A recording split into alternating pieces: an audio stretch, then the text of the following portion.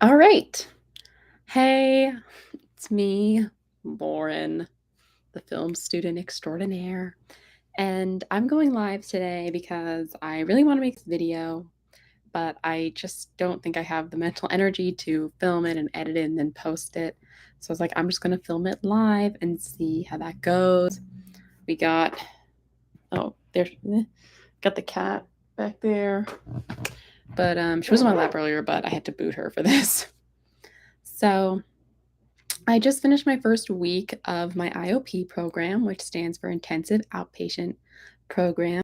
So when I say IOP program, it's kind of redundant because I'm saying Intensive Outpatient Program. But anyways, and I just wanted to be a little more open about it because I did not really know about IOPs at all until last fall, and I feel like there should be something that more people know about for like just the resource of it.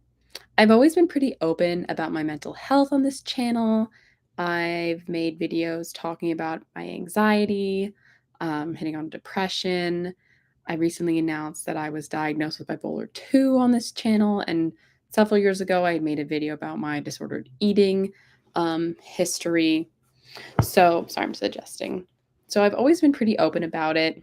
And I just wanted to make this video to explain a couple things, as well as potentially foreshadow that I may have to adapt my upload schedule. We'll have to see because the program will be at least about a month, potentially longer, depending on how things work out with the state of Pennsylvania and things like that. But for now, it's a month and it's 15 hours a week, which is a lot of hours a week.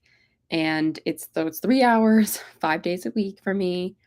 And I'm not going to say the program name just for my personal privacy reasons, but it is, it's a program. I didn't just like make it up, obviously. And I have a care team. I have there's the group that time, individual time. I met with a psychiatrist, therapist, a dietitian. So there's a whole bunch of people involved. And I definitely feel like I'm in good hands with it, but it's a lot and it's very emotional. Like I just got out of one at 3 p.m. today, and I thought about going live like immediately because I really wanted to get this done with. But oh, you did an IOP too? Well, I hope it was helpful for you. I'm hoping it'll be helpful for me. As I said, it's only been a week so far of my IOP, so it's hard to say. I mean, I have been pretty motivated. Like, I already have cleaned my room. Well, my hair looks not so great in this lighting. Oh well. Um, I cleaned my room. I cleaned my desk. I like went through the fridge. Sent my roommate grocery shopping for me. I mean, she was already going to the grocery store, so I gave her my list, so she picked some stuff up for me. So, like, in one hand, like, I'm definitely feeling motivated, but it also could just be like a first week kick. And I need to hopefully stay motivated like the rest of the time. I've been writing in my, it ended prematurely. Oh, I'm really sorry to hear that. That's really, that's very unfortunate. And I'm personally concerned that mine will have to end prematurely because right now, like the program I'm doing it with, like they can't work in Pennsylvania anymore, like starting in April. So potentially Pennsylvania will extend something or the license will be able to be extended, but right now it can't be extended. So that's why I have like such a short time in the program, which is sort of unfortunate, but I'm hoping it'll just give me at least like a foundation to build upon and potentially like do another program or just keep seeing an individual like therapist and like dietitian and of course my psychiatrist because I'm on meds. Woohoo, meds. I got my stress eraser with me. So yeah, I got to do something with my hands to calm myself down a bit. Um and the program's like main focus for me, it's like kind of all revolves around like eating and food because as I've talked about, when I get really stressed out, I have trouble eating. And then when you have trouble eating, it affects like all other aspects of your life, but it kind of attacks it from different spots. So there's like we have talks about like how like traumatic events or emotional events have affected us. We focus on like how anxiety affects things, eating, our mood, all these things that I deal with on a regular like daily basis. So it has been like already very insightful, I think. Like, I guess when you have 3 hours of therapy a day and then you meet again, And again, it really builds much faster than it does when you're meeting once a week or even twice a week for just an hour. But it's also just like a lot. It feels like it's a part-time job in the sense that it's so many hours a week. Like this past week, I feel like all I did in a way was therapy, like cleaning and then classes. Like I feel like my social life this past week was not so great. And I can't imagine it'll improve while I'm in the IOP. But the idea is that like when I'm after the IOP, things will be so much easier, so much better for me. So I'm hopeful. I have like a little notebook that I got. I mean, I didn't get it for free. Like I just grabbed it from my stack of empty notebooks that everybody has because we get like homework assignments to do in a way to then share with the group. And I'm good at homework assignments. I like getting assignments. I like having something that I need to do. So that's definitely been nice to kind of have something to do like by myself and then kind of bring it back to the group. But I don't know, it's also just, like, emotional, and I'm one of the younger people, like, in my group. I think there's, like, another younger person, um, but, like, most people are a little bit older than me, so that can be a little tough because it's almost like, "Oh my gosh, are, like, my issues going to, like, last, like, my entire life?" You know? But also, like, I'm trying to seek help right now, so potentially I'm seeking this help, and I'll be getting it, um and then maybe I won't be able to have to be dealing with it in the future to the extent that I am now because I'll have kind of addressed it earlier on. And it's just interesting. I was motivated to begin this IOP because the other day, weeks ago, I was in one of my classes and I just felt really weak and really tired. And I thought I looked really weak and tired. And it was just like a terrible way to feel. So, also, I can't get over how, like, terrible my hair looks. I literally showered 2 days ago, and it looks like this. I'm so sorry. I need to just forget that it exists, but I can't. Anyways, back to the topic at hand, and I thought I just, like, looked really weak, tired, and I was really sick of feeling that way. So I like remember that my therapist last semester had recommended some IOPs and I'd sort of looked into it, but then decided I didn't need it. But then this time I was like, okay, maybe I actually do because obviously I'm still struggling and it's been a few months. So I then started looking into it and I did have to do like some tests. Like there was obviously like the clinical, like mental assessment, but then I also had to get like blood work done and all this stuff.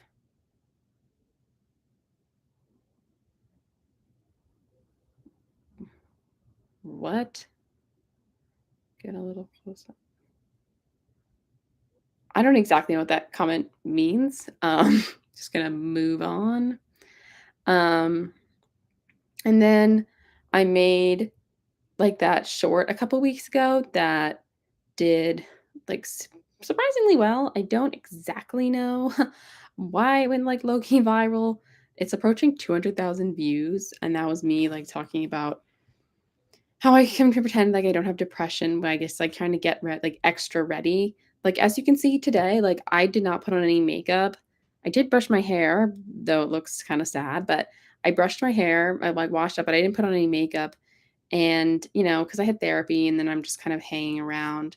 But sometimes, like, I kinda feel a little blue, so potentially, like, after this, I may even put on makeup to do nothing except just, like, feel a little bit better as like that boost because sometimes it just needs to feel like I'm doing some self-care to remind myself that like, okay, yeah, like I'll take care of me and we're going to get this. We're going to get through it together, me, myself and I. So, I guess that's all I have to say except that again, for the month of March, I'm going to hope to still have my 2 uploads, regular uploads a week. And I'm not sure if how long I'll be doing a daily short. I feel like because I'm getting really busy, I have less time, but I'll see what I can do. It's nice to have a creative outlet right now, even though I'm just so busy with class and everything like that. So I'll have to see, but I'll do my best. One thing I remember from my time at IOP was how I felt as though I didn't belong there compared to everyone else. Yeah, Matthew, I get that a lot. I do sort of feel like I'm not like sick enough in some ways to be there.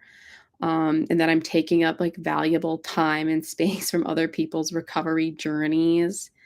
And that is kind of hard. Today, I definitely felt like I did belong because, like, I was sharing my agenda, but, um, yeah, especially since mine's so focused around food, like, some people have, like, very serious food, like, diagnoses, and I'm just, like, have issues, but nothing as specific. Like, everyone else had a family member in prison, and I just had standard depression. Well, that sounds very intense, but I do wanna validate that, like, standard depression is serious. Depression is serious enough by itself, and I know it's so much easier to say than to feel. Like, I can say it to you and be completely honest and feel totally genuine, but then if I kind of Uno reverse back to me, it's like, "No, no, you're not valid, though. But you, Matthew, definitely are, and anyone else, like, watching with depression." And I know that I'm also valid, it's just difficult sometimes because it feels like everyone else has these, like, true, real, raw reasons for being places, and you just, like, crashed the party, especially because I'm still, like, relatively animated. So, it's like, "Okay, I promise I have problems, but I am gonna come in here and talk a lot and be, like, low-key bubbly." Because it's just how I am, it's just my personality, and it's also, as my therapist is like, it also might become kind of like masking coping technique that I'm just, like, very much used to. So, it's kind of it's, like, difficult to, understand and get behind, like, the system, like, what's going on, and I'm working on it, but it's tough. I mean, it's been a week, and I feel like I'm already making a little bit of progress, but I know that I have so much more to go, and it almost feels like this week I've realized just how far I need have to go to really be, like, in a good place, and I think I probably thought I was doing better than I was, or, like, doing better than I am, and it was a little tough to realize that I'm not doing as well as I thought I was, but it's important. It's okay to have emotions, even if they're not the same as others, they're still valid. Yes, I absolutely agree. I think emotions are always valid. I think sometimes people will discount how you're feeling. They're like, "Oh," especially, like, for me, people be like, "Oh, well," if I'm on my period, say, like, "Oh, it's just that time of the month, like, that's why you feel that way." And it's like, it's still a serious, valid emotion, and, like, I could be sad about a test grade because those are things that really impact me, because of, like, my anxiety and desire to have, like, be perfect at everything, which is toxic, and someone else could be dealing with something that I may think is more worthy of being sad, but I know that any reason you're sad or happy or any emotion is valid and worth the feeling, worth being in that space and giving the time to that emotion. And it's just something that I mean, and it's so much easier to say than to feel, and I just wish that I could listen to my own advice and listen to, like, my own logic, but, like, my heart and my head are not always in tune, they're not always feeling the same way about everything, which is irritating, but I understand it. So I just have to try to take things one day at a time, and right now, I have, like, therapy again tomorrow, so I'll be back in this chair, and they never leave this chair because 'cause you're not allowed to lie down or anything, and I like to be in the privacy of my room when I'm in therapy, and it's just is what it is right now, I suppose, but I just really wanted to come on, talk a little bit about my IOP, and if anyone has any questions and you're, like, watching this later, feel free to leave them in the comments, and depending on, like, if there's, like, a lot of questions, I might make, like, a more regular video. Let's see, another comment in the chat. Me as a person, I tend to compare my situation to other people, and then I tell myself that it's not as bad, and I and other people have it worse than I do, and I bottle my emotions. Des I don't know if your name's Destin or Destine, but I can't completely understand that feeling because I'm not you, but I definitely think a lot of times that other people have it worse than me, and that, like, I'm being petty or selfish for feeling the way that I feel and, like, wallowing when other people are in so much worse situations, and from the outside looks like they're doing, like, better, and it's like, if they can experience this and cope, and be strong, then like why am I not able to do that? Why am I unable to be tough and strong and capable?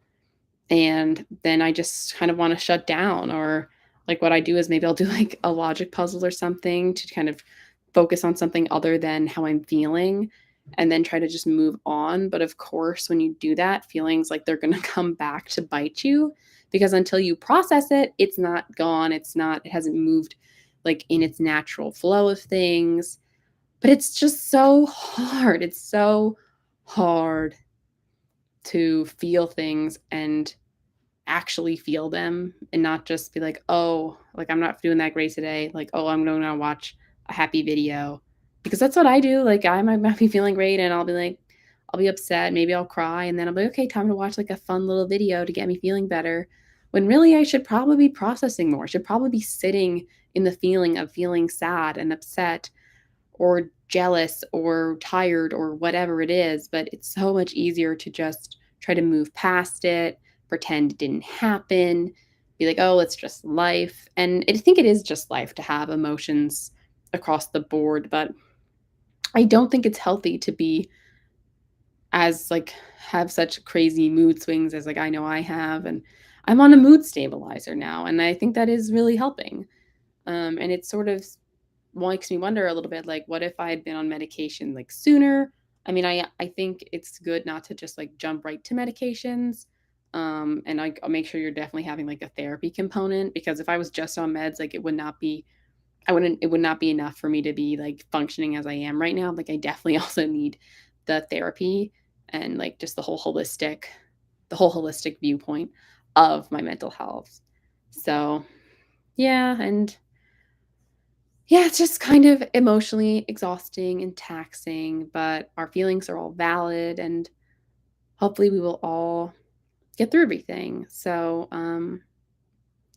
I really appreciate your comments and it definitely makes me feel a little less alone. So, hopefully, you feel less alone as well. And as I said, if anyone has any questions, like after this ends, I try to respond to every comment if I can.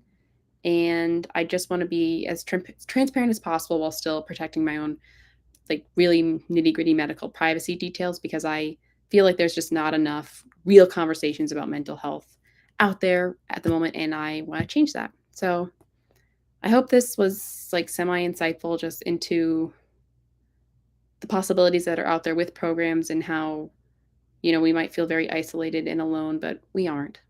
And with that, I hope you guys have a great rest of your day. Oh, I think it's really admirable to be able to talk about mental health openly. Well, thank you, Newton 2K. It's a cause I really care about. So I try. I also remember the friends I made in therapy. Yeah. Honestly, I've made some good friends in therapy. The sadder thing is sometimes when the therapy ends, then, you sometimes can stay in touch with people, but other times you just kind of go your separate ways. And these people that you were so open with, people who you became so close to, in a sense, just kind of vanish into the ether. And I know that can be really tough. I've done group therapies before and it's hard. And I'm not looking forward to that aspect of my IOP Oh, there it is again, my IOP program when like I'll say goodbye to these people and potentially never hear from them again, see them again, know how they're doing. And they're probably not going to know how I'm doing. And it's kind of just like you were strangers who suddenly knew a lot about each other, and then you're strangers again. But in some ways, that's just life. Well, have a great rest of your Saturday, guys. And I will see you next week with my regular videos.